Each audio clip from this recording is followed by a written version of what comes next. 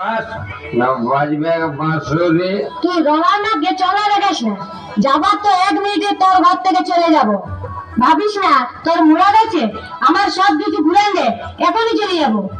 নিয়ে যা দুটা থাল, একটি দাগড়া, একটা ঘটি আর দুটা গিলাস নিয়ে যা।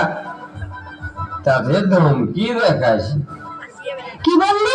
ঘটি গেলাস? ঘুরাতে ঘুরাতে নেশাটা ফাটি যাবে। ভালো করে শুন।